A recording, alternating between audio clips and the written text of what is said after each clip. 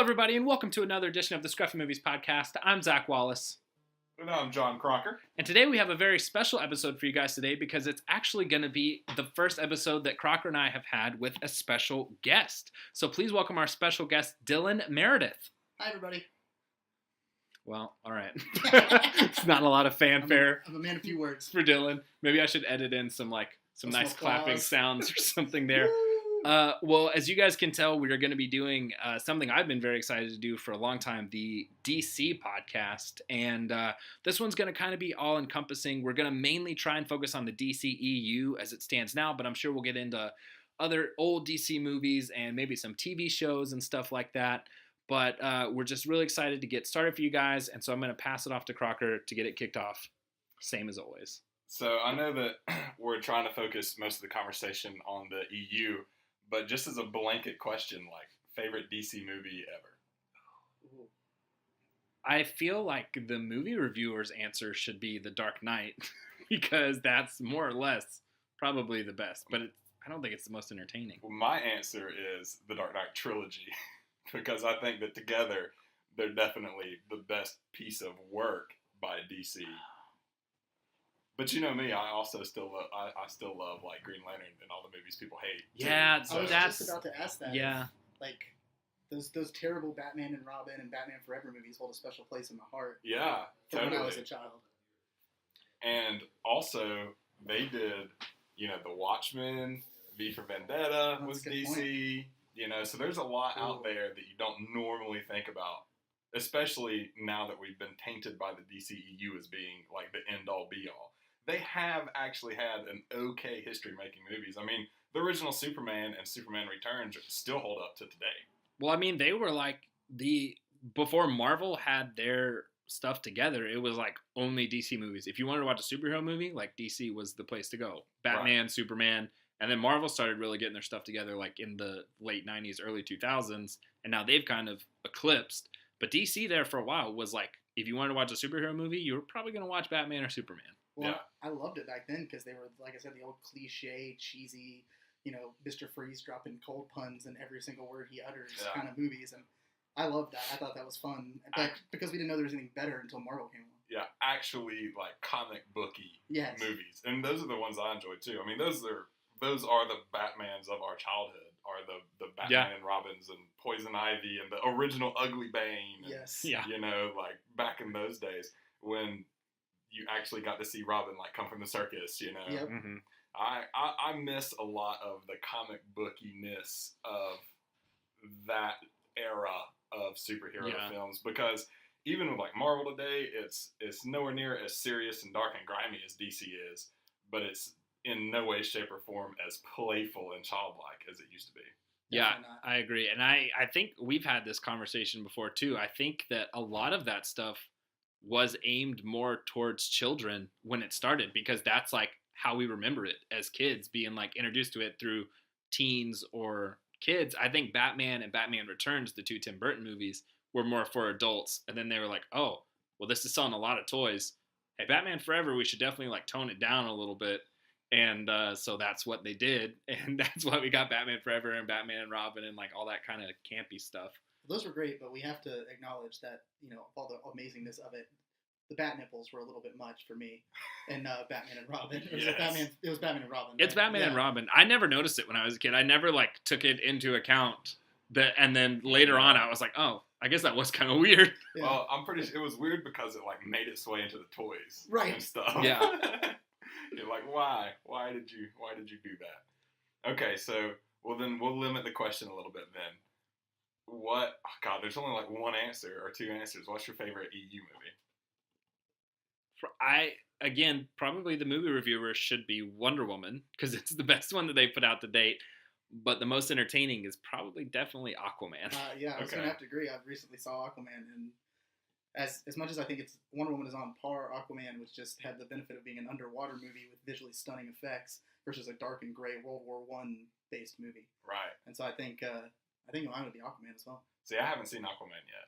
I have not really made it to the theater, and this is one that traditionally I would have totally bootlegged by now, But this is what I was thinking, because when I watched Justice League, I mean, it was full on like Chinese subtitles, like horrible sound quality, you know, 480p. Got in the back of the theater with a camera. Yeah, because I wanted to see it, you know. So I'm afraid that doing that with something like Aquaman that is truly set around the visually stunning nature of the movie, that I would certainly be missing something if I didn't like wait until I got to see it in high quality. Yeah, I did. I would agree. There was my wife at the end of the movie turned to me and she was like, "That movie was very pleasing on the eyes," talking about Jason Momoa. But I, in my just not understanding that she was attracted to him, was like, "Oh, because of all the bright colors." And she was like, "No, sweetheart, not because of the bright colors." Okay, well, let's dive into Aquaman real quick then, because I haven't seen this. In the canon so far, well, I guess we need to get your answer. What you said Aquaman too, right? I gotta go with Aquaman because as a fan of DC my whole life, I've watched their cartoons and their shows, and when they've gone into the live action realm lately, it's been kind of disappointing. And it was such a breath of fresh air to see a movie that did remind you almost of the Marvel formula, where it was really good. It was well casted. It was the director took some risk that all seemed to pay off. So yeah, mine was definitely Aquaman. Nice. So. Was Aquaman, this might come off as a weird question, was it more in line with like how Wonder Woman was? Because to me, Wonder Woman is like the standout by far of the DCEU. Was it that good, or was it simply a like better Justice League or better anything that came before it? I think that it's the same thing that can be argued for why I enjoy Justice League is like Wonder Woman is the better movie. It's the better made movie. It's the better storyline and stuff. But Aquaman's just more fun. Like it has more fun lines and fun moments and stuff. Wonder Woman is the better movie, but Aquaman is the more entertaining movie. Gotcha. Okay. I would agree too, because I think one of the big things was I heard a lot of people complain about Justice League when Momoa first was Aquaman about his broiness. You know, how he was. Yeah. He was, you know, the bro dude. Oh, yeah. And what I think, so going into Aquaman, a lot of people were worried that he was going to continue that as the character. And I think what they did a great job of in Aquaman was reining that in to where when he uses it and he makes the jokes in that bro mode, they're awesome and hilarious, but it's not his whole character. You get to see, like, the real side of Arthur Curry and, like, everything that happens in that. And personally, I just want to mention this because one of my favorite things they did was they did justice to Queen Mira. She's not Queen Mira in the movie, but if you've seen any of the animated shows or anything else related to her, she is a badass.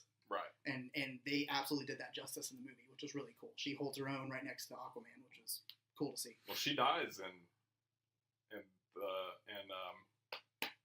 Justice League, right? No.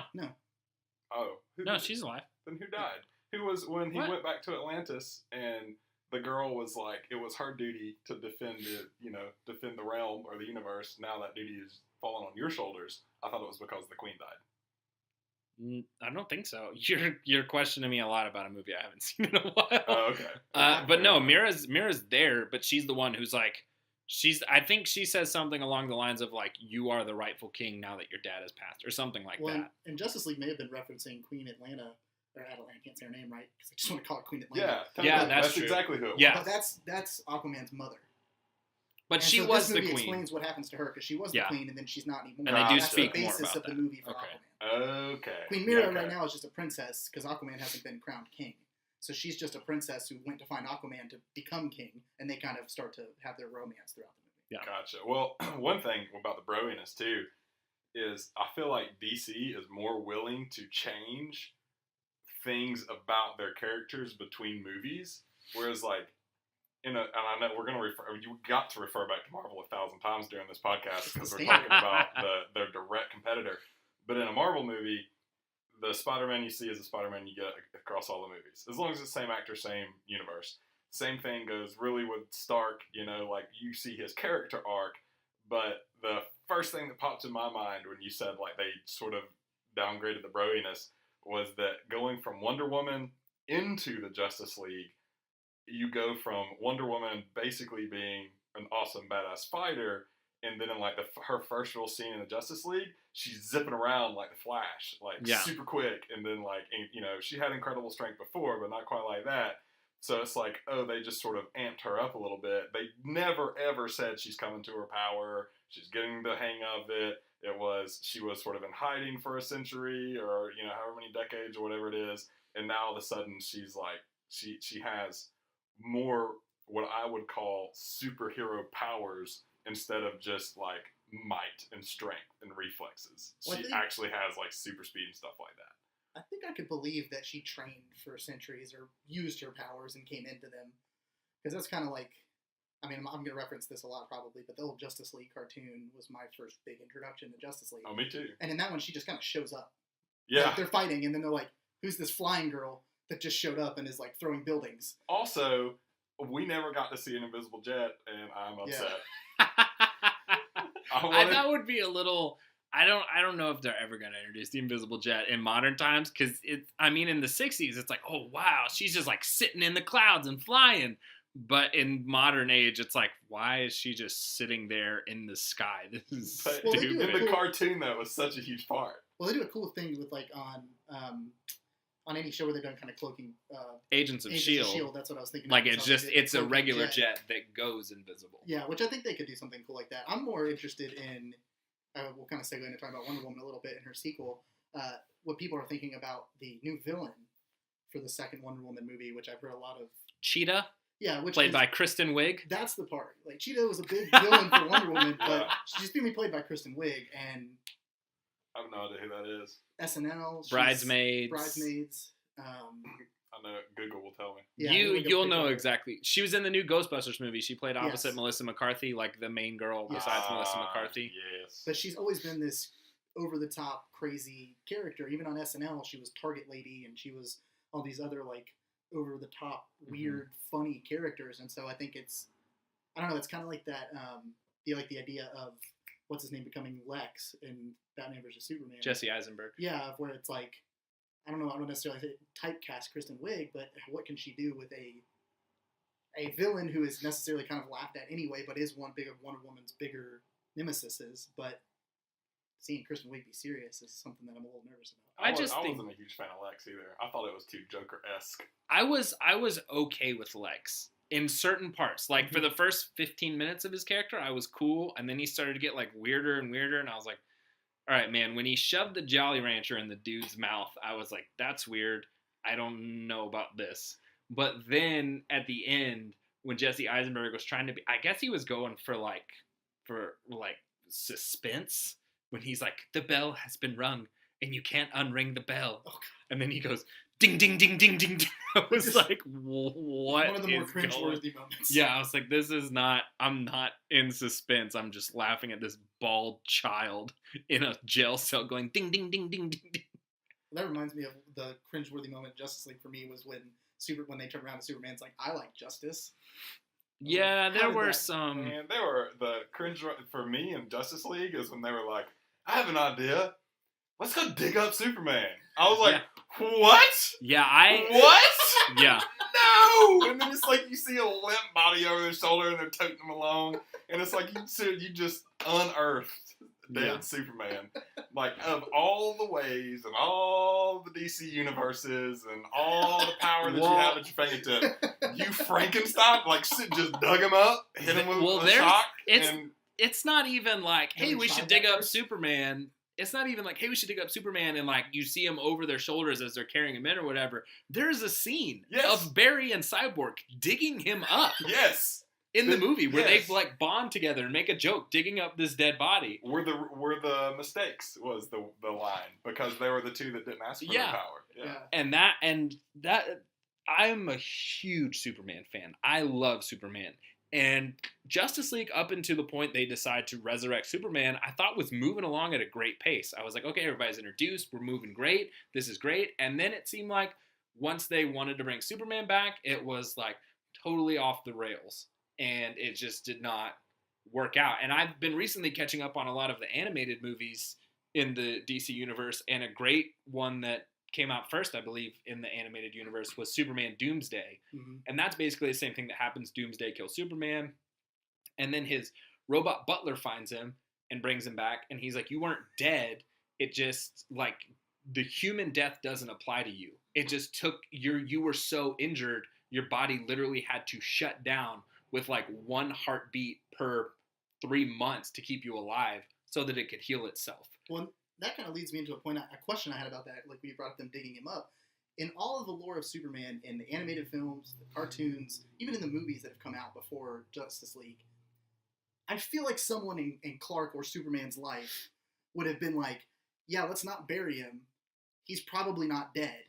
Let's shock him or do something. He looks like he's just taking a nap. He hasn't deteriorated at all. And at the end of Batman vs Superman, you get the little scene where like his grave shakes. Yeah, like the rubble, the dirt starts rising. That's just DC being like, we don't know what we're doing next. Yeah. But then in all of their marketing for Justice League being like, no, he's dead.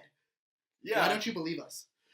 But I don't know. It was just weird. I think, in my personal opinion, Justice League went off the rails in a lot of different ways. Like, I wasn't a fan of Tactical Alfred. Not a fan of Tactical Alfred with the, like... I'm a fan of the Alfred that's fighting. Like, he doesn't want Bruce to fight because he loves Bruce. But he helps him because he knows that that's what Bruce needs to do. But I also want him dressed up like a penguin with white gloves on, bringing him a silver platter like with bandages on it when he gets back. You know, like sassy Alfred in the animated. Sassy Alfred, yes. I don't want Alfred wearing like army surplus. He looks like a dad at Home Depot on like a Sunday afternoon. Exactly. That was weird. I think that this is just me ranting real quick.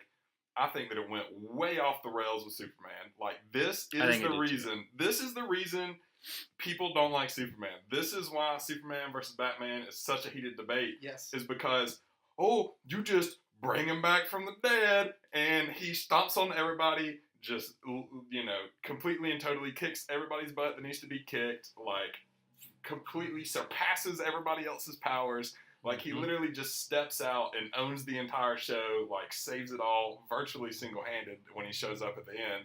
And, like, that's what people don't like about Superman. Like, that's the one thing that you should exploit is, you know what I mean? And I think they totally went in the opposite direction of that.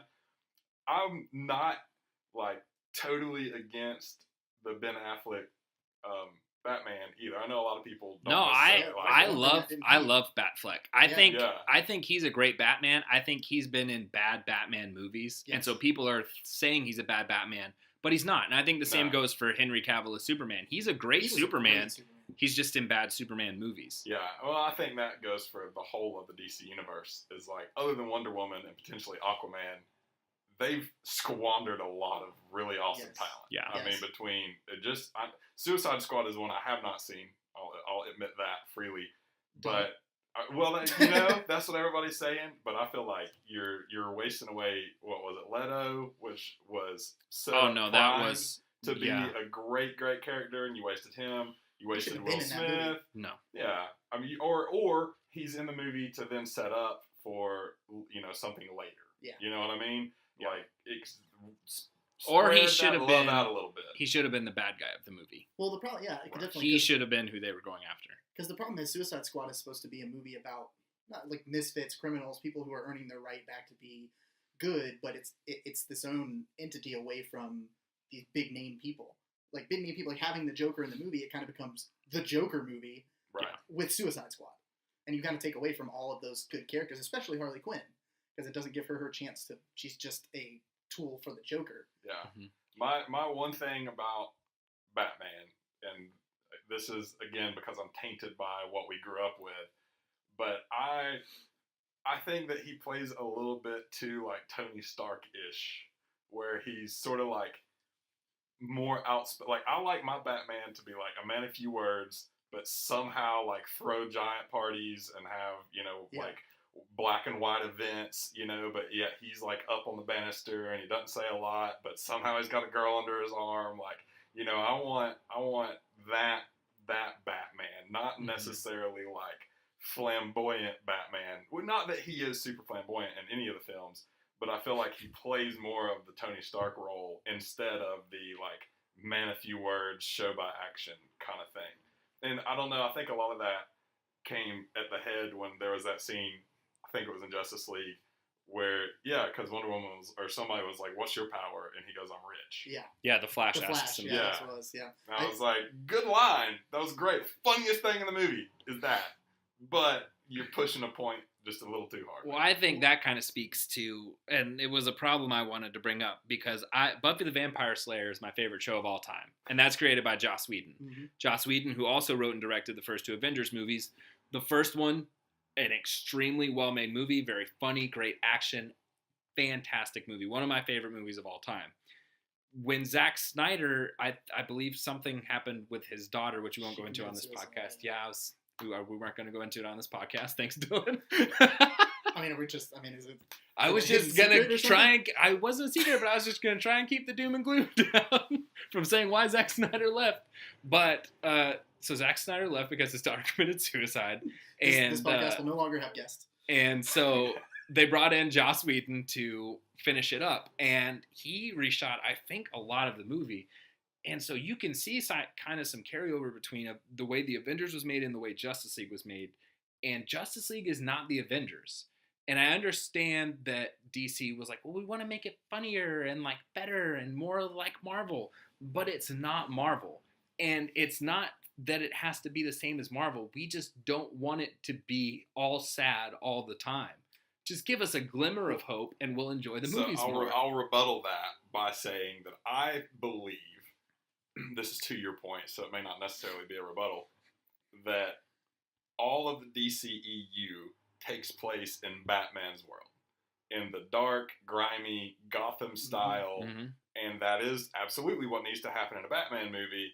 But when you give me, say, a Wonder Woman movie, a Cyborg movie, a Flash movie, let's cut out the doom and gloom and the darkness a little bit and give me some more colors, some more cheer.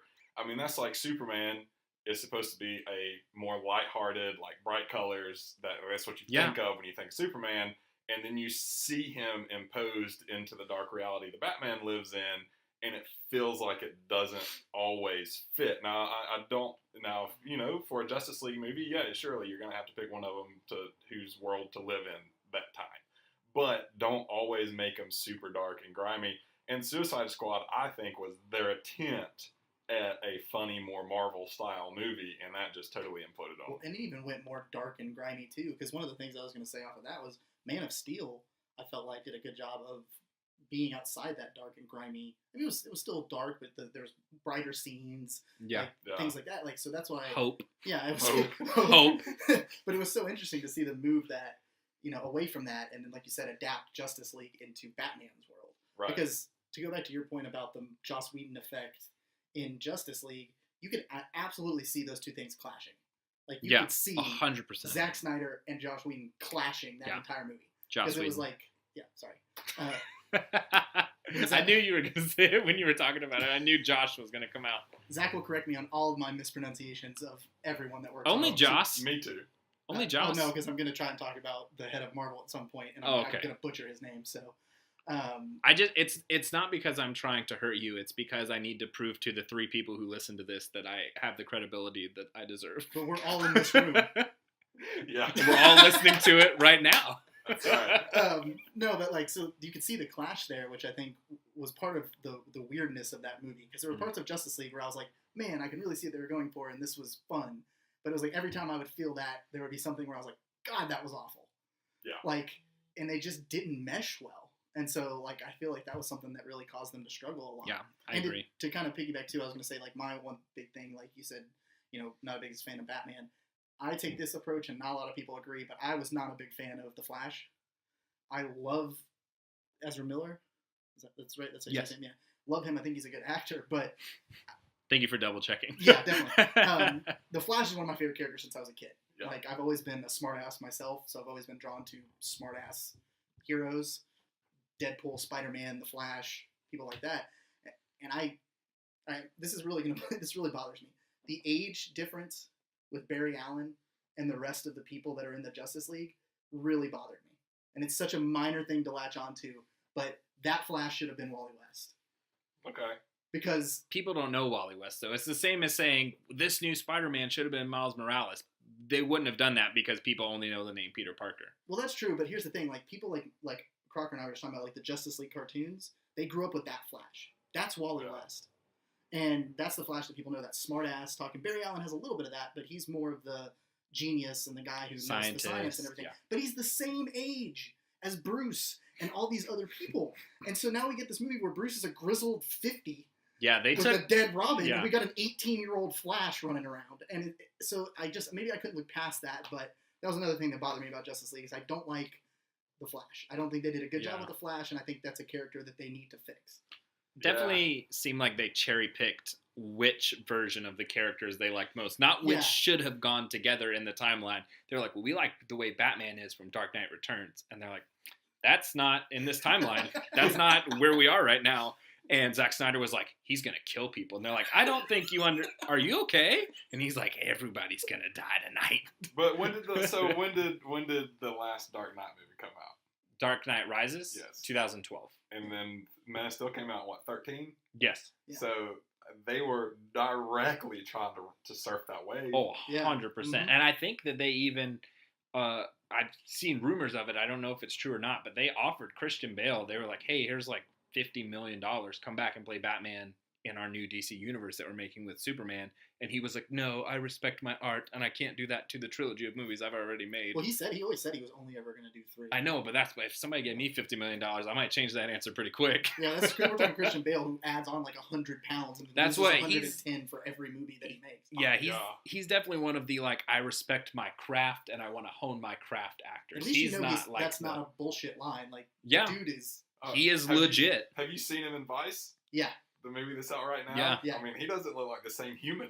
Well, I showed my girlfriend that. I was like, yeah, this is Christian Bale. And she's like, what? I was like, yeah. And it was like when he got super skinny to play in that boxing movie with Mark Wahlberg. The Fighter. Where he was like 50 pounds for the whole movie because he was a meth addict. Like, yeah, he's crazy. So apparently they offered him a lot of money to come back, and he was like, no. And so I think he's British in real life, which is why I'm doing the accent. No. I don't know if he is or not. I think he is. Or he's Australian or something.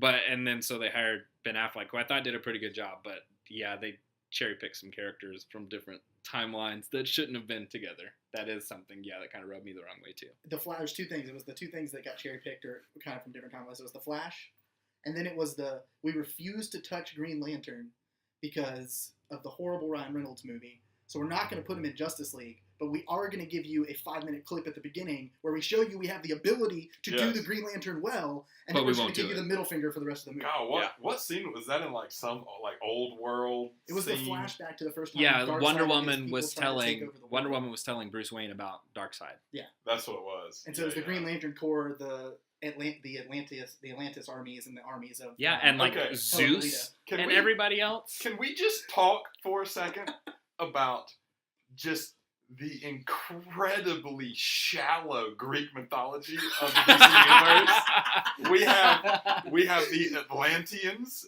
and then we have the Amazons, and then we know that Zeus and Ares and all they these show exist. Zeus coming down and fighting with everybody. And then that's it. That's all you get. You get the water people, the Lady Island, and then the humans. And out of all of Greek mythology and the Green Lantern Norse Corps, mythology, which then apparently just up and left after that, and we're like, Earth. Yeah, for real. Like, I don't know. Especially in the Justice League when they were like, oh, the 3 boxes, they're the mother, the mother boxes. One is held by the Atlanteans, one is held by the Amazons, and one is held by the humans. Yep. And it's like, all right, so how about the 40 other races? We just decided that we weren't going to give them anything? Nope. Because I could think of a few that could probably be more well-trusted than the humans. Yeah. To watch over such a device. Well, and again, to bring it back, like Green Lantern Corps, you're not going to give them one their job is to protect Earth. Well, technically, the one that was on Earth died.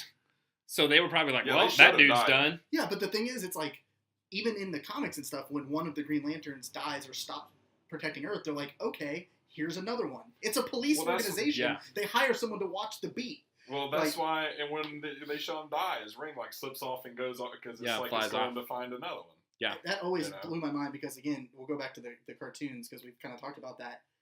Green Lantern is like an integral part of the Justice League. That is the other big problem I had with this movie was Avengers. They got most of the Avenger lineup right, but they didn't like the ones they didn't have like Wolverine or stuff. They didn't have the rights to Right. Spider-Man. They did later, but not at the time. Justice League has everybody out of the there's gate. There's a core 6. Yeah. And they were just like, they're like, Green Lantern, Ryan Reynolds made a bad movie, so we're going to pretend like he doesn't exist. And we're never going to talk about the Martian Manhunter. But it's like, how are you not going to have Green Lantern in the original Justice League lineup? Yeah, and I love how oh. What's that sound mean? That sound means it's halftime! Just for Dylan and for anybody who might be tuning into this one that has not listened to any of the others, halftime is just where we kind of take a break from the conversation, update you guys on some cool trailers we've seen, some movies we've seen that we're really excited about. So I'll throw it over to Crocker to kick it off. Movie that I'm looking forward to seeing this coming month actually is Glass. I don't think we've mentioned that one on the podcast yet. I think so. Yes. Love that. I definitely need to go back and rewatch. Always get it wrong. Unbreakable and Split. Yes. Yeah. Not Unbroken. You'll get a totally different movie. That is an Angelina Jolie Wars film. Yes. It is a POW movie that you will not have fun watching. Yeah. No. And then, of course, I can't remember if we've covered it yet, but Captain Marvel. I don't know how we talked about that in halftime. I don't think so. So not in at halftime, least throw that one out there as a trailer I have seen recently. And I think we said this last week too, but this past couple of weeks has been very light on the trailers. It has. Mm-hmm. I agree. I heard we're getting a new trailer for Shazam. Shazam, yeah.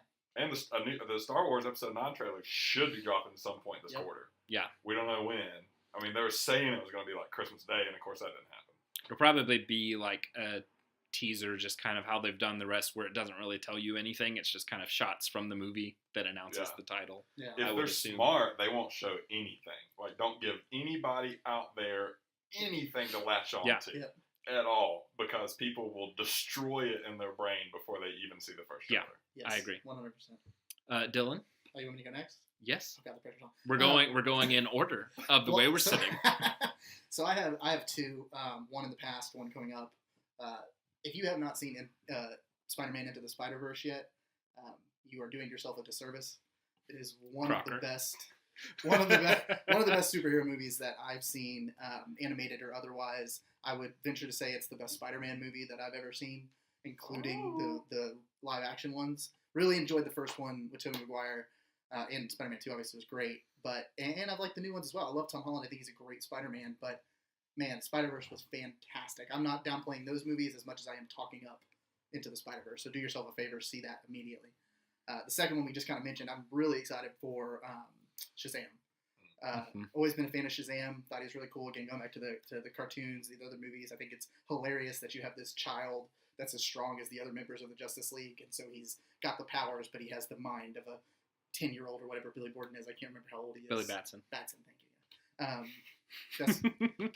I need a sound on my phone that I can make every time. Like, what is the what is the audible representation of an asterisk? You know, that you see like when you correct the text, whatever that is. I need it. Zach's going to provide the fine print for this whole thing. Yeah. But yeah, so I'm really excited about Shazam. I'm cautiously optimistic, which is the only thing I can be for any DC movie that's coming out. They're currently writing a high streak for me with Aquaman, so I'm excited about Shazam. A high streak of one. Yeah, well. Hey, no, they had Wonder Woman. Yeah, Wonder Woman and Aquaman were great, and so I'm hoping with Shazam we have another director that's taking the IP into his own hands, so I really hope they do a great job with that. But I'm sure this has come up before in podcasts, or Zach will mention it, but it does remind me of the abusive relationship that a lot of people have with DC, where you think they're going to change and they never do. So, again, cautiously optimistic, but I will be going to see Shazam in theaters. Yes, we have had that conversation before where I feel like I'm in an abusive relationship with DC, where every time it convinces me that it's going to be good, and I'm like, well, maybe it'll be good this time. I'll come back, and then it just beats the shit out of me, and I feel terrible, and I hate myself for cheating on Marvel with him. You're in the DC bag. Yeah. Then you got to go home and take a shower because you feel dirty. Yeah. I'm like, how could they do this to me again? But then the next trailer comes out, and I'm like, well, they wouldn't do it to me again. And I go see it again. You're texting Marvel telling you miss them. Yeah. So, exactly. Yeah, we've talked about that before, how I feel like I'm in an abusive relationship with DC because I will undoubtedly be there opening weekend, and more times than not, it has kicked the shit out of me. But my halftime this week, I mentioned it a little bit last week, but if you guys haven't seen the movie Bumblebee yet, that one is amazing. I highly suggest you go check that one out. Also very excited for Glass and Shazam, as Crocker and Dylan mentioned. I had a lot written down on a notepad that I did not bring with me. We just watched,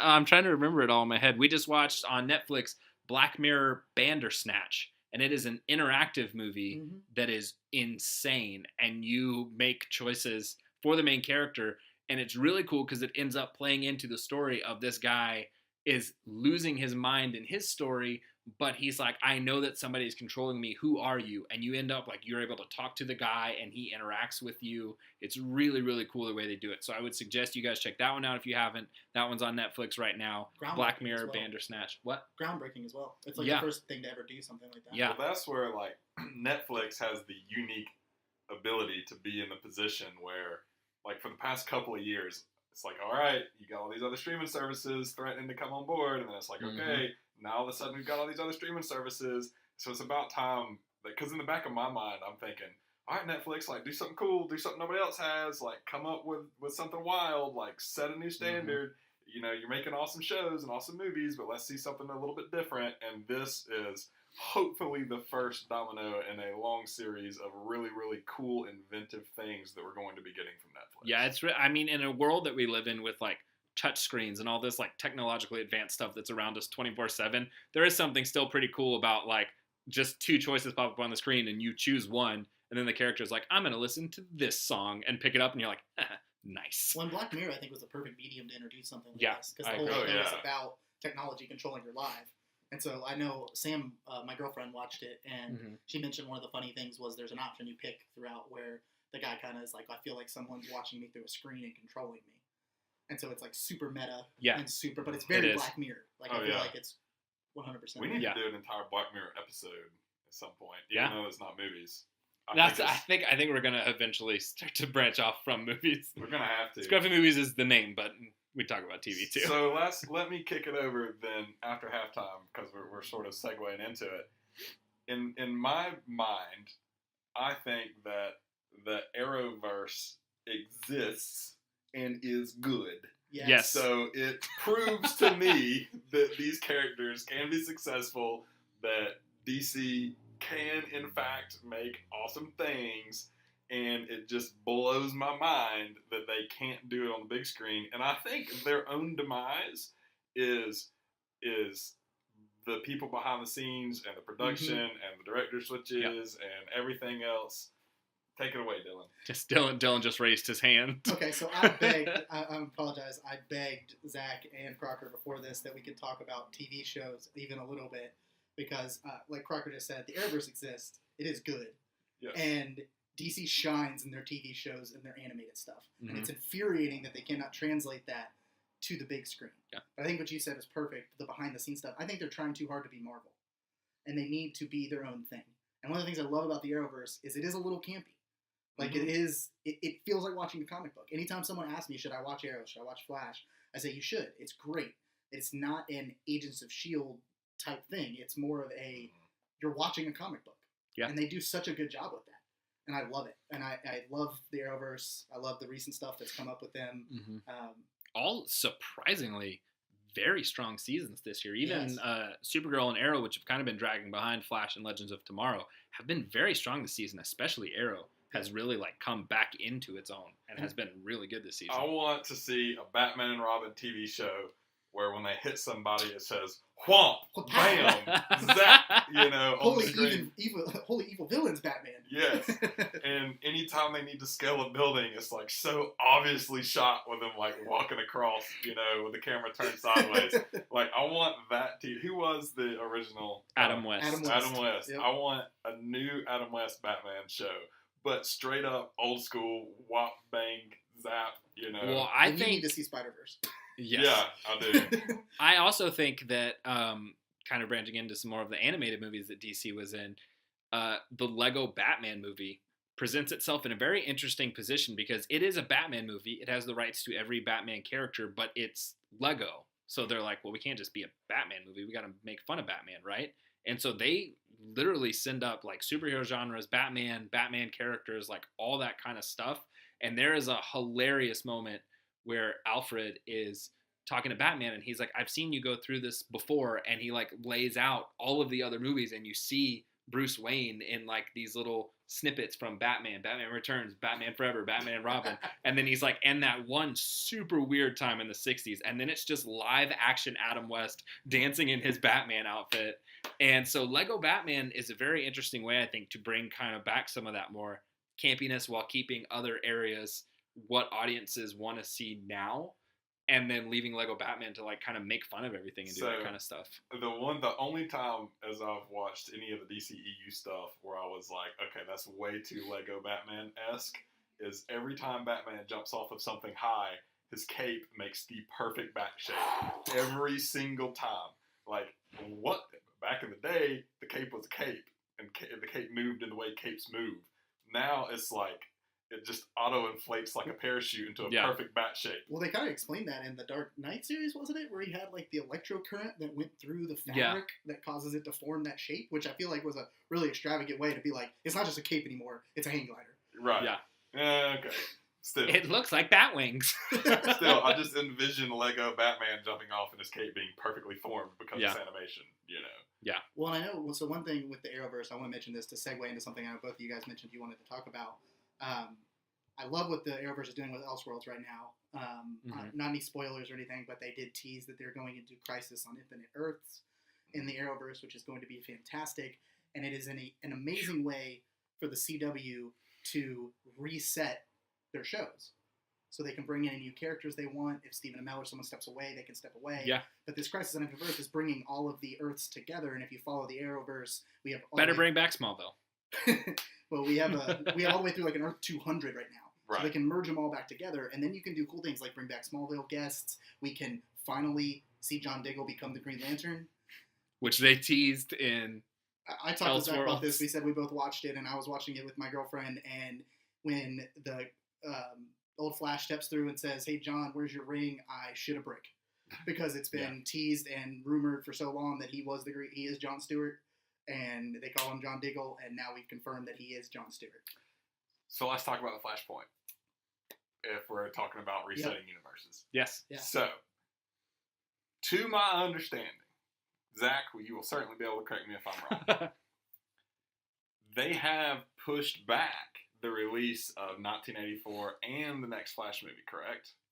They both experienced at least a 1-year delay from what was originally in the plans. Yes, I think so. So, I have heard rumors and whispers that they are going to take Wonder Woman 1984 and the new Flash movie, and as they mess everything up, like splice them together in post-production to basically develop a Flashpoint movie. Or it could just be both their movies play like one bigger kind of story, but they actually play out the Flashpoint, which would then do very much the same thing, where it would allow DC to have a very soft reset, where if they need to say, oh, the Joker is now, another person, or this, someone's going out, different person's coming in. Henry Cavill wears a mustache too much, so we get rid of him. Yeah, you get the chance to have sort of that soft reset, mid-universe setup. And the Flashpoint is probably the most popular Flash story of all time. It's their and Wonder Woman plays a huge role in the comic books of Flashpoint, so that makes sense. And DC is in this position right now, really kind of coming off of their only 2 successes with Wonder Woman and Aquaman, and Flash people not really having that big of a problem with the Flash, that they could actually potentially do that. So to me, that sounds like it's in the cards. Yeah, apparently the Flash movie is going to be Flashpoint, and I think that apparently Henry Cavill has been fired as Superman.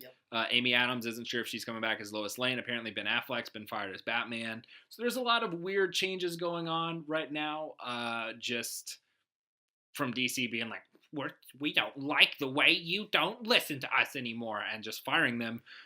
So I think Flashpoint presents itself a great opportunity, like you were talking about, to keep the characters that they do like Gal Gadot, Wonder Woman, Jason Momoa, Aquaman, Ezra Miller, Flash. Keep whoever they like, and bring them back and then just kind of reboot everybody else. And so it presents such a good opportunity. Maybe there'll be a Green Lantern now. Maybe so. Maybe Ryan Reynolds will come back. I hope so. Can I just throw it out there that I've heard someone suggest that I would love for it to be Jon Stewart, because that could help them distance from the Ryan Reynolds debacle. Yeah. They could do Jon Stewart, and a lot of people have pitched that Idris Elba would be an amazing Jon Stewart, and I would sign up for that all day long. I think he would be a fantastic Jon Stewart. And so, but the Flashpoint movie was supposed to come out this year, I think. Then it got pushed to 2019. Now it's apparently pushed to 2020. They just can't keep a director on that to save their lives. But the stink here is that they've shot so much of the movie that people are speculating they're literally splicing together a new movie out of 2 halfway shot movies. They haven't shot any of Flash. They haven't? That's the most DC thing I've ever heard. Me too. Okay, so I know but you Wonder Woman, me yes. on this. Flash, no, they have not. Or if they have, they haven't told that to the public yet. Right. If they have started shooting it very secretly somehow, doing something like that, which they very could well do, because it would be just really cool if at the next San Diego Comic-Con, they're like, hey guys, Flashpoint's been made, it's dropping in Christmas or something, right. Whatever, and people like, oh my God, like lose their minds. But for now, what we know, it hasn't started shooting yet. Wonder Woman 1984 is basically done shooting or in post-production, but Flash has not started. Yeah, so it would just be like so stereotypical for them to go, we have like probably a good movie. Let's just, cut and splice it. Make something terrible. That's what I think happened with Suicide Squad. That's what I was just about to say. That's what I think happened with Suicide Squad, that they had like a dark, gritty movie with some funny moments, but then Batman vs Superman came out and they're like, no, it has to be funny. People don't like put in poppy music. And so it's literally a movie at war with itself, that at the end of it, just characters' decisions don't make sense. And like the way they put it together doesn't make sense. There's so like to add Katana to the movie is literally like they are taking off for the mission. She jumps on board and Rick Flag, who's leading the Suicide Squad team, is like, this is Katana. I would not suggest being killed by her. Her sword traps the souls of every victim. And I was like, there's no way they're doing this right now. And they did it. They 100% were. And they find out about the whole Suicide Squad plan by a binder falling out of a helicopter chair. And they show... Oh, we've got a special guest, the Lumpkin County PD, coming to hang out. And they, in the movie, show the Suicide Squad's chopper being shot down by somebody. It crashes. They go on the whole thing. Never go back to who shot the chopper down. You don't know who did that. You don't, like, it was a movie very much at war with itself, because that's exactly what they did. And I'm sensing a theme with the DC movies, at war with itself. And, that just reminded me, talking about terrible decisions and sirens coming by. In Black Siren. In Justice League, they pulled the zombie trick. The stereotypical, like, get in the van, play loud music, zombies will follow you out of town.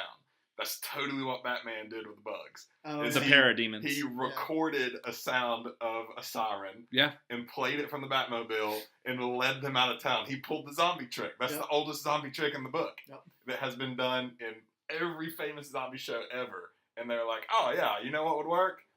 A loud noise that they follow out of town. And we talked about this earlier, so this is kind of segue into one thing I know you had mentioned wanting to talk about too regarding Suicide Squad and the future direction of that franchise. One of the things I was talking about with you, and here we go, get your asterisk noise ready. I think the DC struggles from not having someone who's directing their vision like, I'm not going to say his name. Say it. You might get it. I corrected you earlier. Kevin I believe in Feige? You. Yes. Nailed it.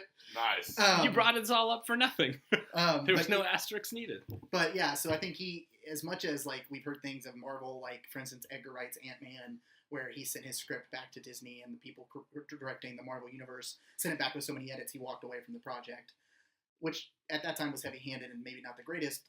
I'm biased. I love Edgar Wright. He's one of my favorite directors. Mm-hmm. But DC, I think, suffers from a lack of a solid vision of, yes, you're going to make this movie, but you're going to send it to someone who's controlling this universe and tell you if your movie fits in with everything else. Because we have all these movies at war with themselves, and we have like a great Wonder Woman movie, but like it feels like they're all separate. Well, it was a pretty well-known fact that the director of Wonder Woman was the only one that was like given creative license. Yeah. And then it's like, oh, she made a great movie. And they even tried to stifle her. Yeah, Patty Jenkins. Yeah, it's like, how'd that happen if we let creative people be creative? Well, and they cut like her budget. They took out some of her action scenes. It was the same thing that Fox tried to do to Deadpool. where they cut a bunch of money from her at the towards the end of the movie. I know the one scene where Wonder Woman's walking across the field with her shield up was supposed to be a much more robust scene and have a much more to it, and they had to do a lot of cuts because at the end they took money away from her because they didn't think it would be successful. And then when Wonder Woman was successful, they shoehorned in Steve Trevor mentions and Wonder Woman mentions to Justice League because they were like, so this is how you run a universe. You just talk about it in the other movies. And it's like when we introduced her in Batman vs. Superman, she had no issues whatsoever. She had gotten over Steve Trevor. And then all of a sudden in Justice League, Bruce Wayne's like, I bet Steve Trevor would miss this or something. And she's like, you leave him out of this. It's like, what are you guys doing? Yeah. They need somebody that gives that solid direction. So hopefully they can find someone. Yeah, I'm hoping now. I believe that Aquaman was the first of the movies to come out post Justice League, post Zack Snyder. And I think up until this point, the big main drawback of the DC universe was Zack Snyder. He directed Man of Steel and Batman vs. Superman and Justice League. So more or less, he was their creative vision. And Zack Snyder can make beautiful movies, not necessarily good ones.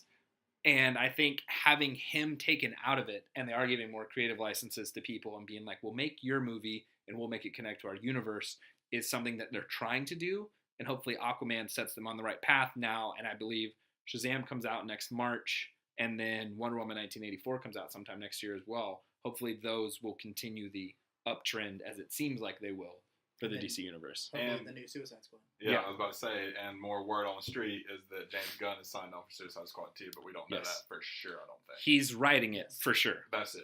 But he might be directing it as well. Percent chance we see Dave Bautista as Killer Croc? As Bane. Oh, Bane, really? I haven't heard that. They already have Killer Croc in Suicide Squad. People are saying Dave Bautista should be Bane. Now, should be Mexican luchador Bane. That would be really Mexican cool. luchador Have Bane. they mentioned, though? Because I've heard they're not bringing back the same cast anymore for Suicide That's Squad. what I think that they would be. I think that they would be remiss because I think that Will Smith, Margot Robbie, and surprisingly Jai Courtney as Captain Boomerang all played terrific characters as Deadshot, Harley Quinn, and Captain Boomerang. Yes. They were just in a bad movie. I think that they would be remiss not to bring those people back and give them their due justice. Everybody else, Katana jumped on the ship, she can jump right back off. I don't care. I just know that Bautista is in the Disney doghouse and has been reviewed. They've removed him from marketing for any of Avengers and anything because he's basically just trashing them at every possible turn. He's gonna be like the "You Can Do It" guy in all the Adam Sandler movies. But he's just that dude in all the James Gunn movies. Because he said he came out. Rob Schneider. Rob Schneider. Yeah. He came out and said I will follow James Gunn around. He kind of made a statement similar to that, and everybody was like, "Okay, bro, that's not really how actors do things, but you do you, you know." I do. I wish I could meet. I have met Dave Bautista. Just taking a picture with him. But this was before all the James Gunn controversy, whatever. I wish I could meet Dave Bautista now just to shake his hand and be like, damn, dude, you are loyal. Yeah. He's in the biggest franchise of all time as one of the main characters. And he's just like, I don't care. That dude's my friend. And he's on the uptrend. And it's like, whoa. Guardians 2 was Drax's movie to shine. Yeah. He really... And he was one of the best characters in Infinity War. I was about to say, that scene where he pretends to be invisible is still one of the funniest... scenes I've seen. But just so loyal to that. He's like, I'll throw all that. He's like, I could care less. That dude's my friend and you wronged him. I'm going with him. It's like, I just want to shake his hand and be like, good for you, dude. Let's be honest. They did kind of wrong him. I believe so. You know? Yeah. I believe so. If I tell you what, if Guardians 3 comes out and it sucks, I'm going to be angry. I think the only way that they could possibly make a good Guardians of the Galaxy Volume 3 is to give it to Taika Waititi, who directed Thor Ragnarok. Yes. They need to make Korg and Meek Guardians, and Thor needs to have a pretty big part in it. And they need to keep his script as close to it as they can. Yeah, they have a full script that he wrote before this all went down. I think a James Gunn script punched up by Taika Waititi is fine with me. That'd be fantastic. Because I think that's kind of what he did with Thor Ragnarok anyway. Yeah. And if not, he kind of made it his on set. And I'm sure there was a lot of improv or whatever. So that's totally cool with me. Well, I think that's the one way they can redeem it. Well, and they were going to hand the MCU to James Gunn before all this happened. They were. He was going to be the director of Phase 4. It would have been so good. Yeah. It would have been so good. But now they need to give it to Taika Waititi. Yes, I agree. He proved his shot. Thor Ragnarok was the best reboot. It wasn't a reboot, but it was the first movie that made Thor. It was the Guardians for Thor. Yeah. If that makes sense. No, Chris Hemsworth went from, I don't want to make these movies anymore, to I want to continue being Thor. Don't change my character. I love what happened in Thor Ragnarok. Yeah. Yeah. And kind of bringing up, since we're talking about James Gunn and kind of kicking it back to the DC universe, have you guys heard of the movie Brightburn or seen the trailer for Brightburn? Mm-mm. It's a James Gunn wrote it, and it is literally the Superman story shot as if it was Man of Steel, except Superman in this movie is like the Omen, and he just straight up murders people. And it's a horror movie based off of Superman's mythology written by James Gunn. That sounds awesome. Yeah, the trailer. Animated or no live action? Wow. Yeah, and I don't remember the studio that's producing it, but they don't care about the James Gunn controversy because right at the jump of the trailer, they're like, from James Gunn, visionary director of Guardians of the Galaxy. Like, they could care less, which I think a lot of Hollywood's probably like, we don't care. Well, it's been more than a week ago now. I think Disney probably got a little uptight about that one. Like, whether or not what you think on that side of things, like, Disney bowed down. If the jokes were funny, nobody would care. The jokes weren't funny. He told them a joke and it sucked. Well, and he's even that's it. That's the end of the story. Well, and like a lot of people nowadays have been getting their shit from the early 2000s like that through today's lenses have been like, oh, you can't do that, or I didn't mean it. James Gunn straight up and said, yeah, I was an idiot. I said stupid shit. I was a dick. I'm sorry. I've grown. I don't do that anymore. And even in those days, he was sort of known as a provocateur anyway. Yeah, he worked for Troma. Yeah, that's all he was doing to try and get noticed. The people famous for the Toxic Avenger and Class of Nukem High. Yeah. Yes, that was his job, was to be that kind of dude. What blows my mind, and this is a little off topic, but like with the whole Kevin Hart thing that went down with the Oscars, where his old tweets were drugged back up, and he was called homophobic, and he had to step down from hosting. And one of the things that happened from that was Nick Cannon actually stepped out and said, well, why are we attacking Kevin Hart if we're not attacking Sarah Silverman? And at the time, because Sarah Silverman had very similar tweets from the early 2000s, or like 2010, where she was saying a lot of things that were not okay. And she came out and did the same thing James Gunn did. She said, yes, I tweeted that stuff. I was wrong to use that language. I don't do it anymore in my comedy. She's like, you can bring it up all you want, but I've changed, I've grown, and I don't do that. And everybody was like, cool. Good job, Sarah. Thanks, Sarah Silverman. But it's like when James Gunn said it, and granted it was Disney, and so Disney's trying to protect their image. But it was like, the guy did everything that you could do right, except for, and I will say this, if you were a celebrity in today's world and you have not deleted your fucking Twitter or cleared it out, you deserve everything that happens to you. Yeah. Speaking of Kevin Hart, I saw a trailer. What's the name of the movie he's doing? With the guy. The Upside. Yes. That looks really good. Yes, it does. I really want to go see that movie. Yeah. Is that the one with Bryan Cranston? Yes. Yeah. Yes, that one looks really good. If it lives up to how good the trailer was. I'm glad he's getting to play, Kevin Hart's getting to play somebody that's not the over-the-top crazy comedian. Right. It looks like he's actually getting to put some heart into his acting. Wow, Oops. did not mean to do that, but I'll take it. All right, well, wrapping up our Kevin Hart podcast, we're going to jump into Quick Pitch. What new Kevin Hart movie would you like to see? Well, I'm going to go first on Quick Pitch. Okay. Because mine's going to be quick and simple and easy. I will say, let me jump in right before you start. Crocker did say, I was asking if he was ready for Quick Pitch, and he said, he's like, I've got something. Might fall flat, might be funny. We'll see. So now's the time we get to see what it is. So my idea, Flashpoint, Super Friends, start over, make actual good movies. As long as you do that, throw away Justice League, keep them. You just want to do Super Friends? Well, it's the same characters. But why not call them Justice Society of America? That's closer in line to Justice League. There you go. Okay. The JSA. But you know there would be people who'd be like, they're not the real JSA. There's people right now who are like, I don't like the Barry Allen in Justice League. That's not the Barry Allen that it should be. That should be Wally West. But, there's just like always going to be those kind of people. Here. And listen, if you're going to quote me, I should at least get some sort of creative license. I think you owe me a nickel now. Either way, I just want to see them make good movies that are successful. And if you do it by way of Flashpoint, I don't care. But it would be hilarious for them to be like, oh, no, that was Justice League. This is the Super Friends. It's different now. Wonder Twins. Even though half the people are the same. Played by Ashton Kutcher and Mila Wonder Kunis. Activate. Yes.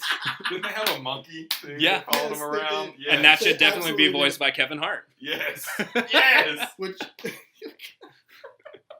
We got it. It's pitched. Done. Let's go. All right. Done. What are we waiting on? We don't even need any more quick pitches. That's it. And then eventually Black Adam, who has in the DC universe going to be played by The Rock, adopts the monkey played by Kevin Hart so that The Rock and Kevin Hart keep making a bunch of hit movies together. Yeah. Perfect. I see no flaws with this. I see no flaws whatsoever. All right, Dylan. You want me to go? Yes, we're going in order every time. People can't see us. No, so my pitch is going to be one that's not necessarily original, but one that I would love to see brought to the screen. Big fan of the Injustice storyline.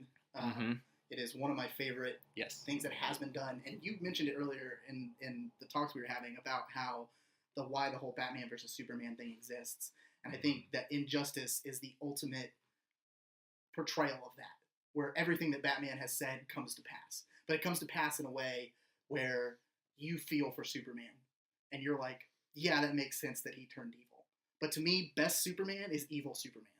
Because Superman, who's a goody two-shoes and has all these powers. But Boy Scout. As a Boy Scout, like, right. That's cool, and I get it. He's a Boy Scout, which kind of reins in his powers a little bit. But man, the Superman in Injustice, when he takes over the world, there are so many cool scenes from that would be so awesome in the big screen.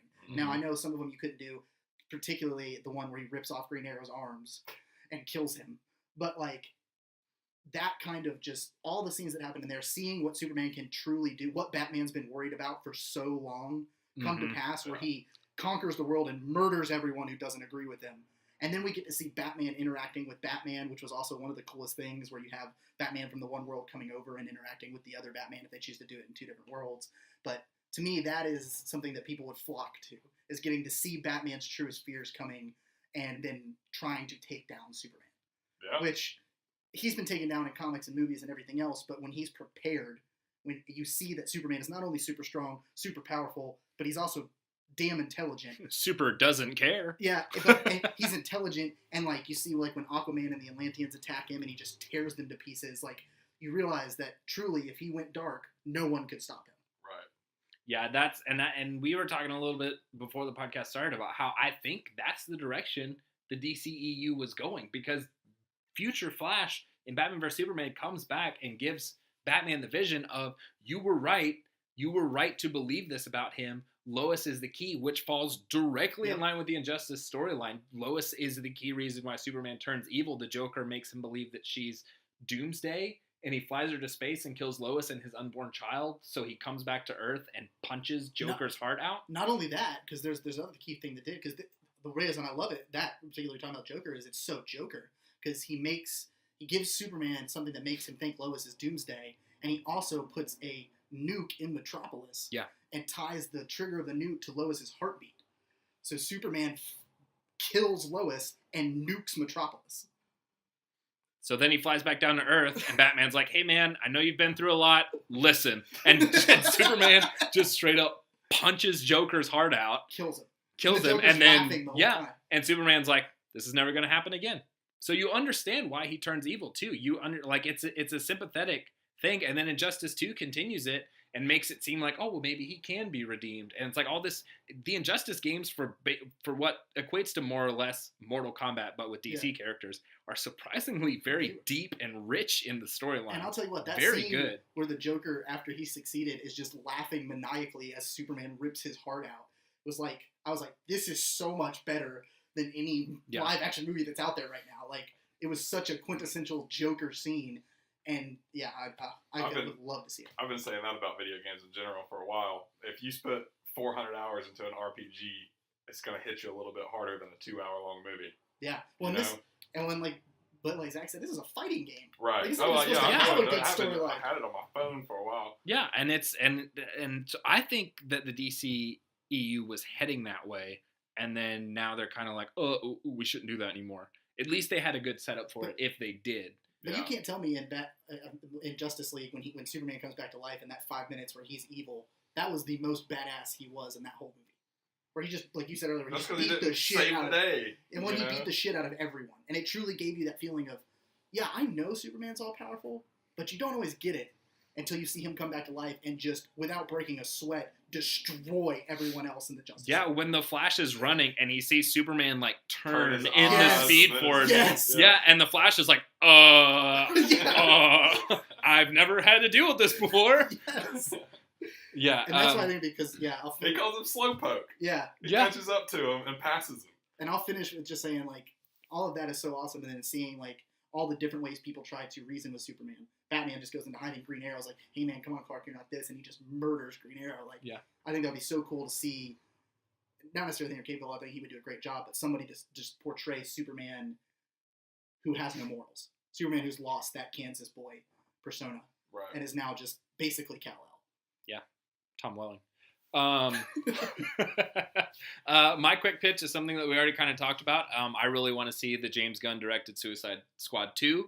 I want to see Dave Bautista as Bane, and I basically already said my quick pitch as we were just talking, but I do want to see Will Smith, Margot Robbie, and Jai Courtney come back to Suicide Squad. I think that the main thing, and kind of what we were talking about, the main problem with Suicide Squad was that it became kind of a Joker movie. I don't want the Joker to be in it whatsoever. I don't want him to be a part of Suicide Squad. I don't want him to be in it. I don't want him to be mentioned as little as possible. What would you think if they brought in Poison Ivy to kind of play up the Harley Quinn Poison Ivy relationship? Fine. I love Poison Ivy. The Joker and actually has fantastic. And that would make sense because they're actually developing a Birds of Prey movie with apparently Margot Robbie, Harley Quinn, Catwoman, and Poison Ivy. And only the Uma Thurman. It just got renamed, which they've posted it out there, and I don't know if it's going to be the actual title or just like an inside joke. It's called Birds of Prey and the Fantabulous Emancipation of One Harley Quinn. What? Yeah. There's no way that makes it to market. We'll see. No. We'll see. I think people are just going to call it Birds of Prey either way, but that might be on the rest of the title. So I really want to see that. I want to see them.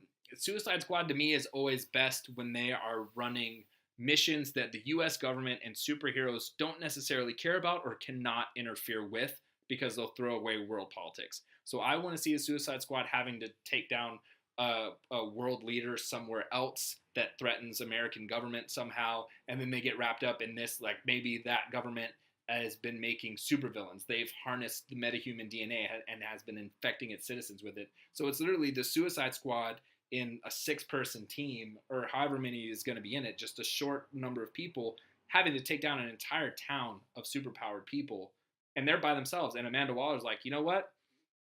We don't need you guys anymore. See ya. Bam. Clicks off, and it's just them, whatever ammo they have, whatever they can do to try and escape this foreign country with all these superhero people coming after them. It's literally just these villains having to stick together to survive. And nobody cares about them. Nobody's coming to help them. It's just whatever they have. It's Magnificent Seven, but Suicide Squad. But the conflict's so small that it doesn't, like the Justice League wouldn't show up. Yeah, they don't care. It's just one town. The Justice League doesn't even know about it. Only the Suicide Squad does, and they don't care about taking the town down. They just care about surviving.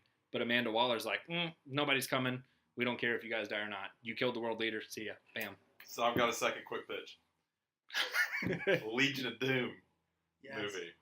Talking about cartoons. Yes, that would be fantastic. Then you can get like Brainiac and everybody involved. And if you do Legion of Doom, then you can do Justice League Doom. It's not Doomsday. Doom Protocol. Justice League Doom. Doom. Yeah, that's the one. That's the one where the Legion of Doom, which is led by Vandal Savage, right? In that one. I believe so, or Lex Luthor, something like that. I haven't seen Doom in a while. Batman's contingency plans for taking out the rest of the Justice League, and they use his contingency plans to take out the Justice League. And it's so cool. Like it presents like all kinds of awesome moments. And then it's great because at the end you have the thing where they're like, Batman, what the hell, dude? And whoopsie. And he's like, yeah, it's a plan to take you guys out. And they're like, well, we're gonna kick you out of the Justice League. And he's like, then you're damn fools. And he walks off. And they're like, all right, just kidding. You could still be in the Justice League. And they're like, but you had a plan for everybody else. Like, what about a plan for yourself? And he's like, the Justice League is my plan. But like you can get that Legion of Doom would let us do that because he recruits the nemesis of all the Justice League and then gives them the ability to take out. I mean, just call it Justice League Doom and make that live action. As long as the opening scene of the movie is the bass color. Meanwhile, the Legion of Doom. Solomon Grundy dropped the ball on that one. That is all I want on the big screen. So this has been a very impassioned episode, and I feel I have to say it's kind of the same sentiment as our Star Wars later episode. We wouldn't be this passionate about how much we dislike certain things if we weren't so passionate about liking everything else. 100%. The entire reason we're trashing some of the DC movies or talking bad about them is because we want them to be good. That's literally all I want. I want Marvel and DC to exist in a universe together where I can go to a Marvel movie, have a lot of fun. I can go to a DC movie, maybe not have a lot of fun, but like enjoy myself. It's a good movie. You've lowered your standards. Yes. Like, Well, it's so funny because you're making this whole spiel about we just want them to be good, but you're even in the spiel. Like, well, I I don't even want them to be want Marvel them- level. I just want them to be quality. I just want. Well, I'm thinking. I'm Just trying don't to waste think my of time like, and my yeah, money. just be good. So we really just want them to be good, I think, is the takeaway from this podcast. We hope you guys enjoyed. We hope you enjoyed having our special guest here for the first time. I'm sure we'll have more special guests. I'm sure Dylan will pop back up on a Marvel podcast or two. We appreciate you guys listening. Please follow us on Instagram at Scruffy Movies. And Crockalicious. Do you want to pitch your Instagram out there? No, I'm good. Thank you. My Instagram has like 5 followers. Okay. Well, we thank you guys for listening. We hope you enjoyed, and we will see you all next week. Bye. Thanks for having me.